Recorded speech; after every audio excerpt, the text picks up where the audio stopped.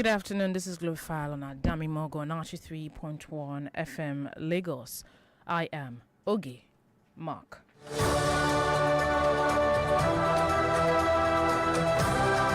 The headlines: 2026 UTME examination begins nationwide with 2.2 million registered candidates.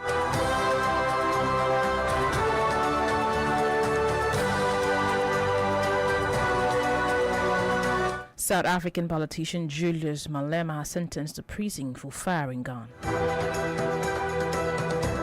Australian refinery engulfed in flames, worsening fuel supply crunch amid Iran war.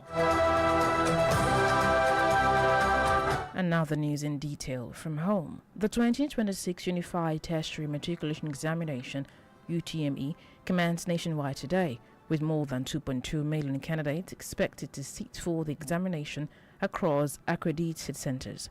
The examination, organized by the Joint Admissions and Matriculation Board (JAM), will run from today, April 16th, to April 22 in multiple sessions scheduled daily. The Registrar of JAM, Professor Ishak Oloyede, charged examination officials to demonstrate maximum commitment and professionalism, stressing that the success of the UTME largely depends on their performance and dedication to duty. He reiterated JAM's zero-tolerance policy on examination malpractice and warned candidates against bringing prohibited items into examination halls.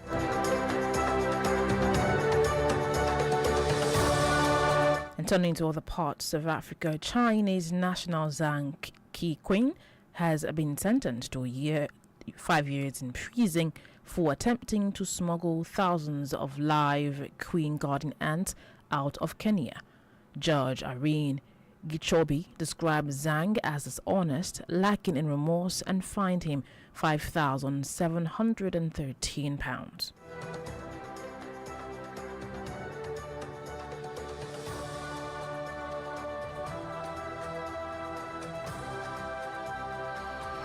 In respect of count 1, you are sentenced to a period of 5 years imprisonment.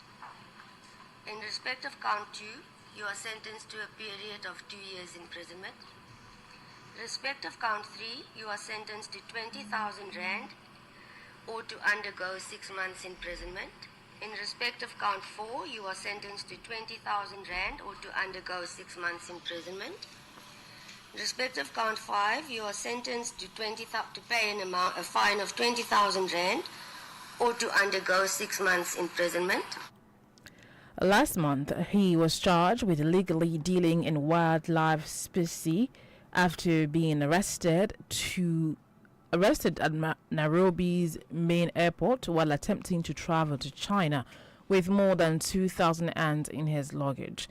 Kenyan authorities have warned of a growing demand for the ants in Europe and Asia, where they are prized by collectors and worth around $220.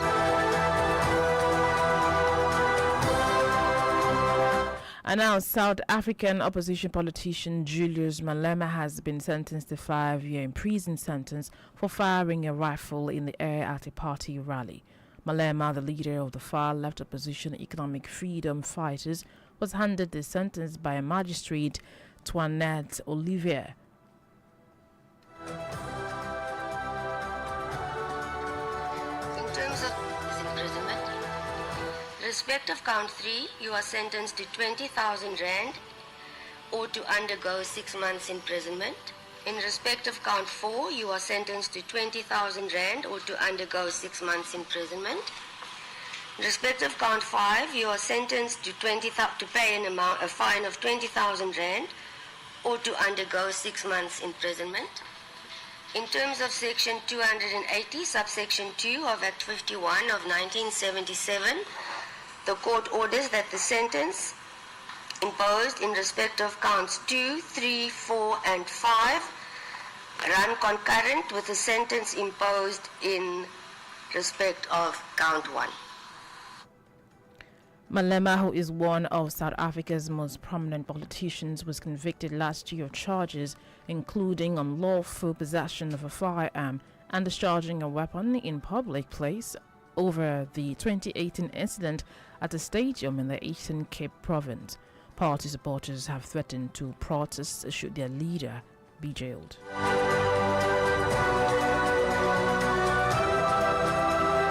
Still to come on Globe Fire, Australian refinery engulfed in flames, worsening fuel supply crunch amid Iran war.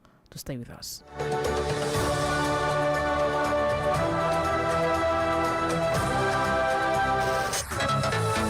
You can listen to Adami Mogo 93.1 FM from any part of the world. Download the Adami Mogo 931 FM app from Google Play Store and Radio Garden. And follow us on Adami Mogo 93.1 FM on Facebook, Twitter, and Instagram. If you have eyewitness stories, clips exclusive to share, contact the Adami Mogo FM newsroom via mail at newsroom@adamimogofm.com. Or you can dial 070-634-03583. You can dial 090-319-69629.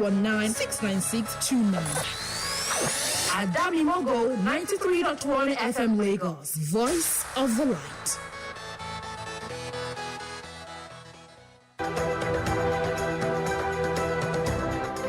Thank you for staying tuned now to the rest of the news. United States President Donald Trump says the leaders of Israel and Lebanon will speak to each other for the first time in 34 years today.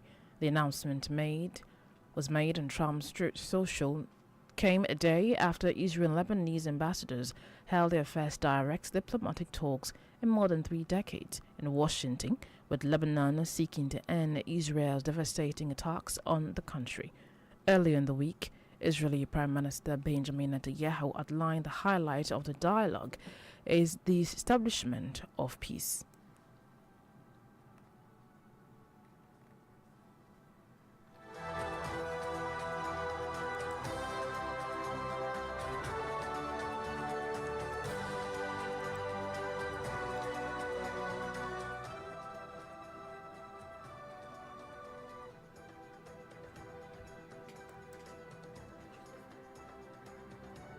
In the negotiations with Lebanon, there are 2 central goals. First, the disarming of Hezbollah, and second, a sustainable peace through strength. The U.S. president did not specify which of the leaders will be involved in the talks. Meanwhile, Turkey says it would continue supporting peace talks between the U.S. and Iran, calling on them to be constructive in negotiations to end the war. The NATO member and Iran's neighbor has been in close touch with the U.S., Iran, and mediator Pakistan, while repeatedly calling for fighting to stop. White House has also expressed optimism for continued negotiations between the U.S. and Iran, saying future talks are likely to be held again in Pakistan's capital, Islamabad. In the meantime, the Iranian military has threatened to block the trade in the Red Sea, as well as the Gulf and Sea of Oman, if the U.S. continues its naval blockade of Iranian ports. In Europe, at least 8 students and 1 teacher have been killed and several others injured following a shooting at a school in southern Turkey. Interior Minister Mustafa Sifsi said the incident happened at Isa Kalik Secondary School in the Kahramanmaraş area, where 13 people were also wounded, leaving 6 in critical condition. Officials said the weapons belonged to the student's ex-police officer father, who has been detained since the incident, as the 14-year-old died during the attack. Analyst Rav Sanchez described the incident as Turkey's worst ever school shooting, suggesting that it may have been inspired by previous attacks.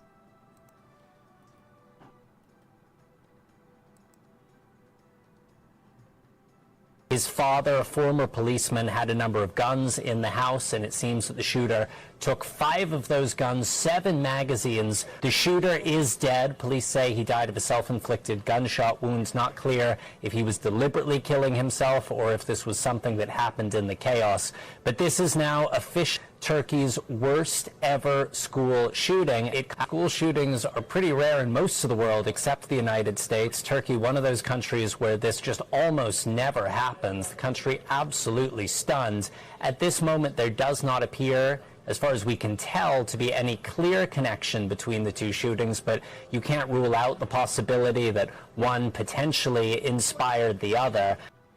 The incident comes a day after 16 people were injured after an ex-student opened fire at another high school, also in the south of the country, before killing himself.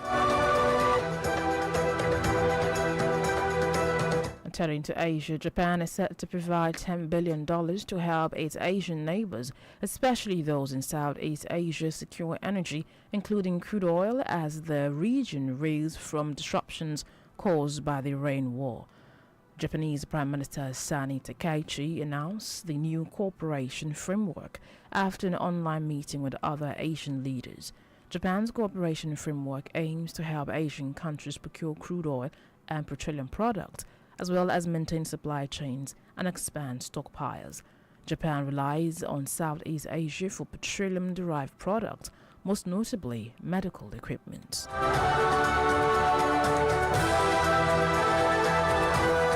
And now Australia's Energy Minister Chris Bowen has lamented over the fire outbreak on the country's two oil refineries and southwest of Melbourne as Australia's fuel supplies come under pressure since the war broke out in Iran, creating a global oil crisis.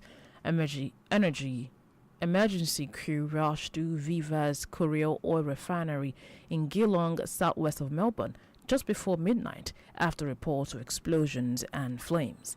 While Viva Energy Chief Executive Scott White said the fire affected two petrol production units, though others were undamaged, Bowen said he is working closely with the company as investigation continues.